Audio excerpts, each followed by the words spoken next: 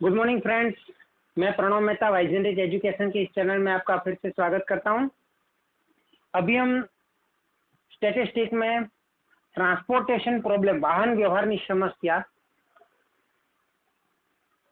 तेना उसका जो मेथड है उसमें एक मेथड है मीन मैक्स मीन। एक्चुअली उसकी दो मेथड है, Vogel method and max, sorry यहाँ पे मिस्टेक हो गई, मिनिमम मैक्सिमम।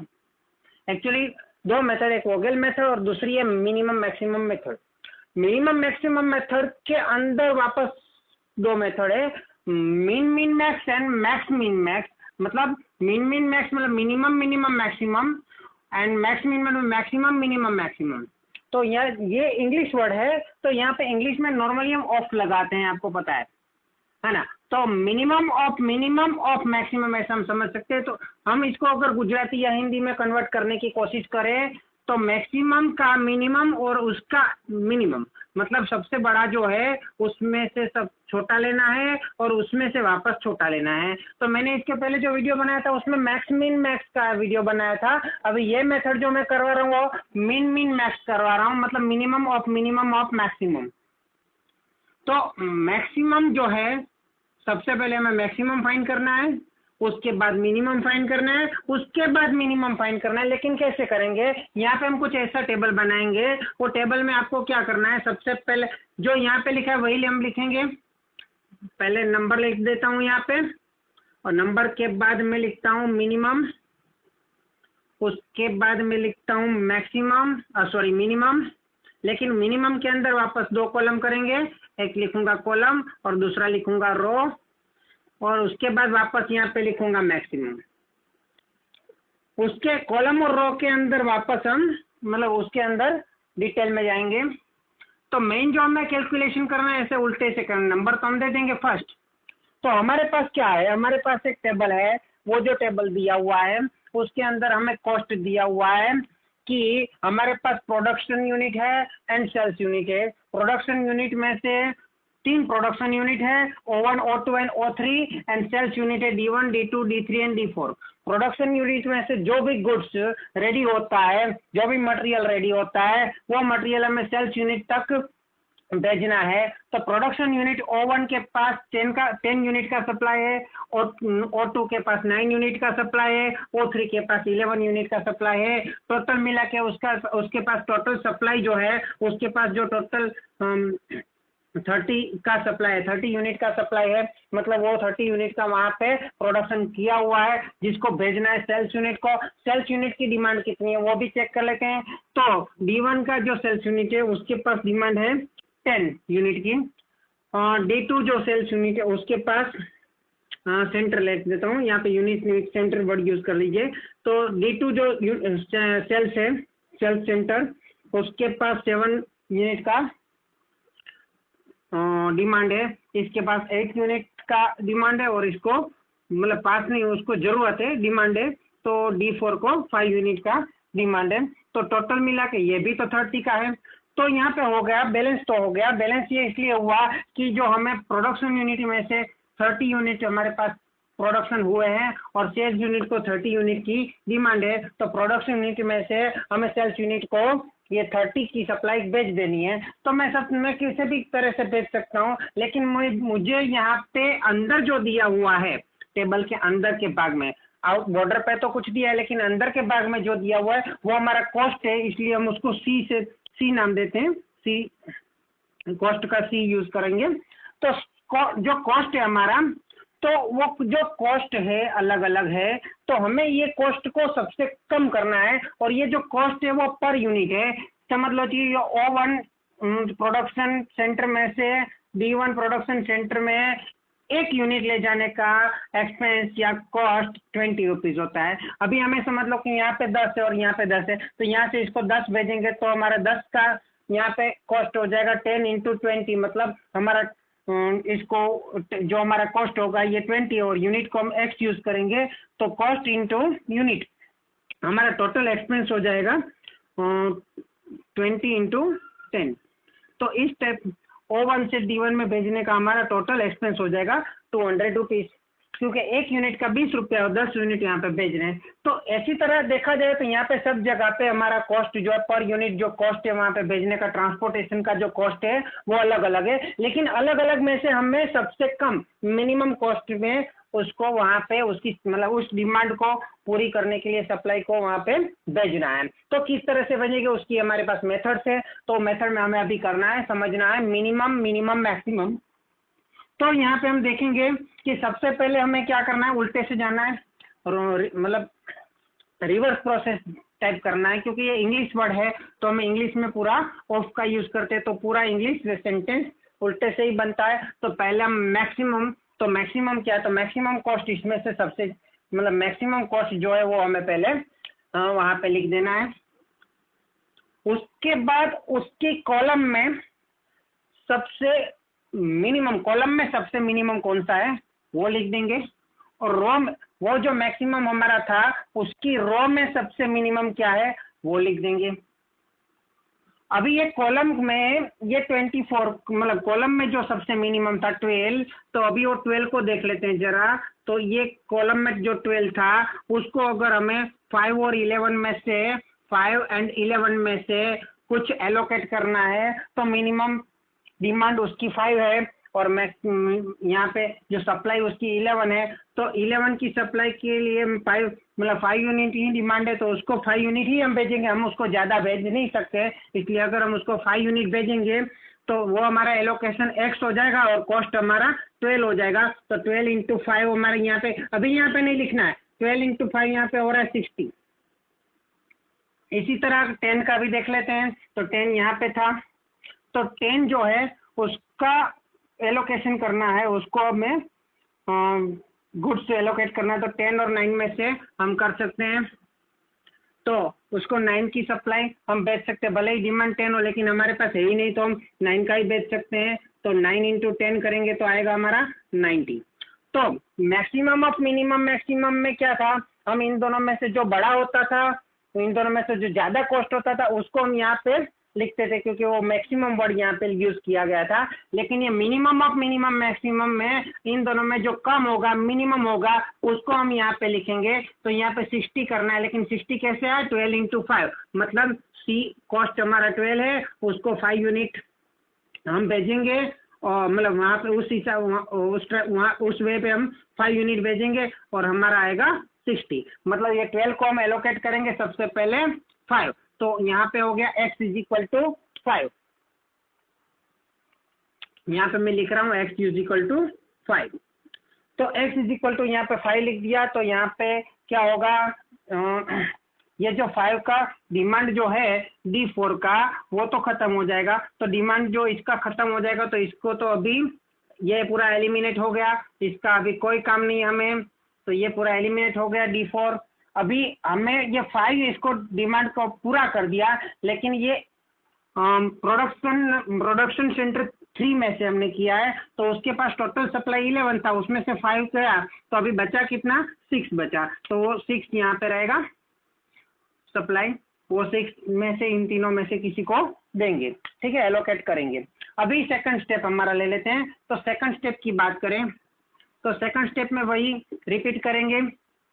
अभी जो बाकी जो बचा है उसमें से हमें सबसे मैक्सिमम पहले देखना है। तो सबसे मैक्सिमम में 22, सबसे मैक्सिमम हमने 22 यहाँ पे लिख दिया सबसे पहले। उसके बाद वापस हमें उसके अंदर कॉलम और रो में जाना है। तो इसकी कॉलम में है 17 और रो में है सब छोटा मिनिमम मतलब 18। तो कॉलम में जो 17 था, तो 17 को एलोकेट करने के लिए 8 और 9 है हमारे पास। तो 8 और 9 में जो मिनिमम होगा वही हम एलोकेट कर पाएंगे। तो 8 17 इंटू 8 136 शायद 136 एंड 18 को अगर हमें एलोकेट करना है तो 7 इन 10, तो 7 एंड 10 उसमें से हम 7 को एलोकेट करेंगे तो 126 आएगा, शायद 126 आ रहा है। तो ये दो में से जो मिनिमम होगा, अगर मैक्स मिन मैक्स का मेथड होता तो हम यहाँ ये करते, लेकिन वहाँ पे जरूरी नहीं था कि ये एलिमिनेट होता, इसलिए यहाँ पे मिनिमम वाला है तो 126, लेकिन वो आया कैसे, 18 इंटू 7, 18 इंटू 7 इक्वल टू 126। मतलब यहाँ पे कॉस्ट 18 है और यूनिट है हमारे 7, तो उसको 7 एलोकेट करेंगे 18 को, ये 18 को हम 7 एलोकेट कर रहे हैं।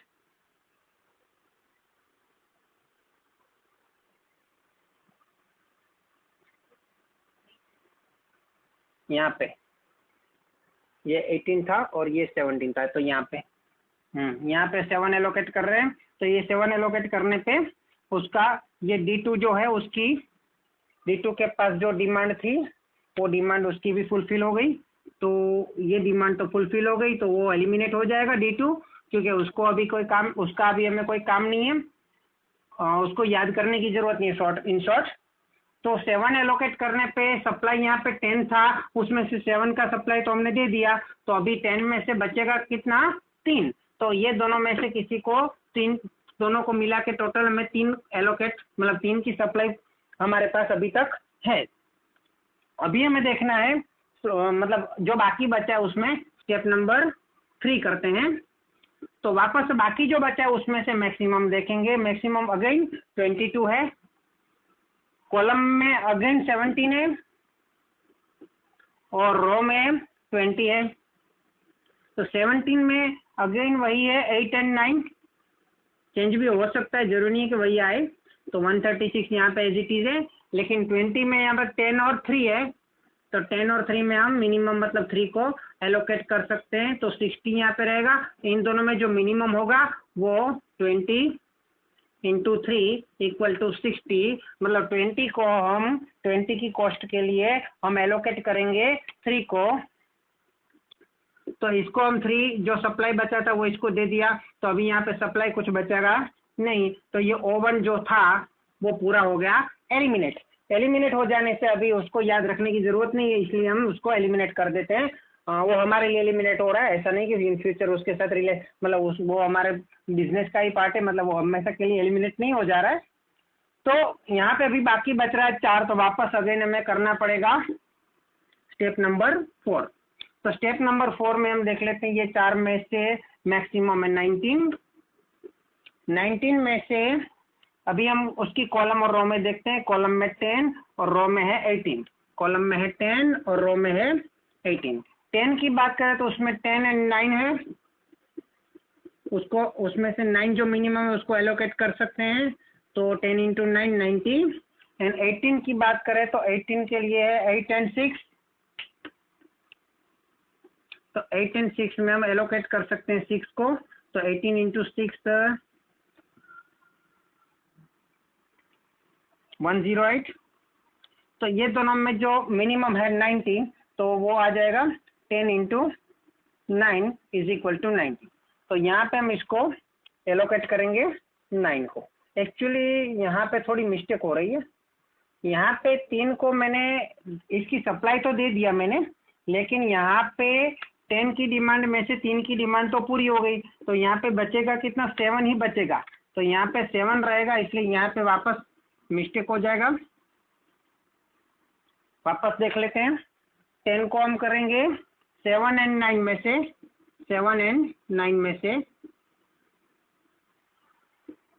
7 देंगे तो 70 रहेगा इसका, और 18 को हम देंगे 8 और 6 में से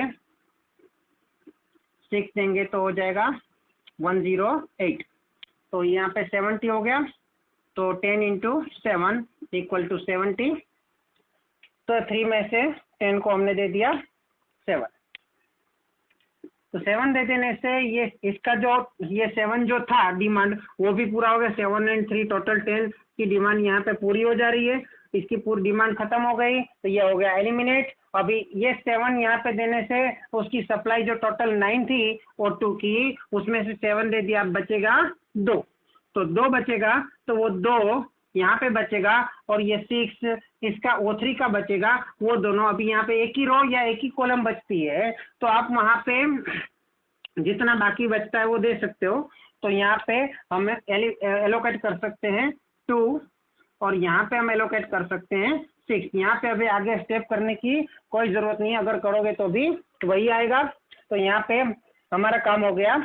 हमें अभी एक्सपेंस चेक करना है। तो हमारा टोटल एक्सपेंस Z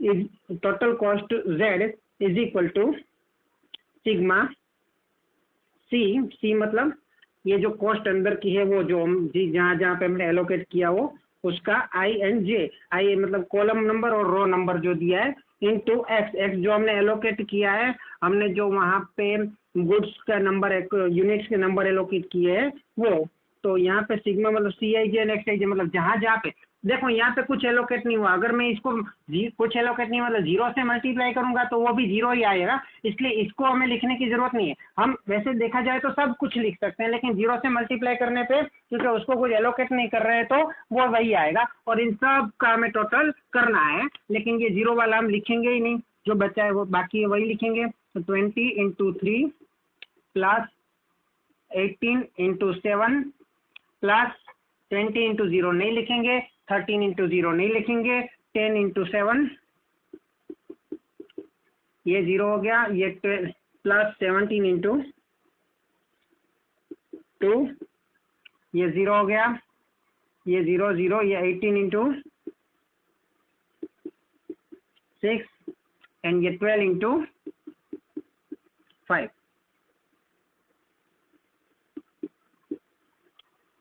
ये हो गया 60, ये होगा 18 into 7 126 plus 10 into 7 70 plus 17 into 2 34 plus 18 into 6 18 into 6 यहाँ पे था 108 प्लस 12 इंटू 5 60।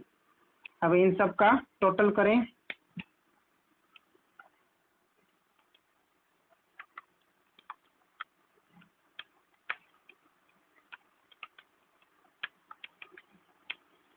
$458 तो हमारा जेड आ रहा है 458 रुपीज।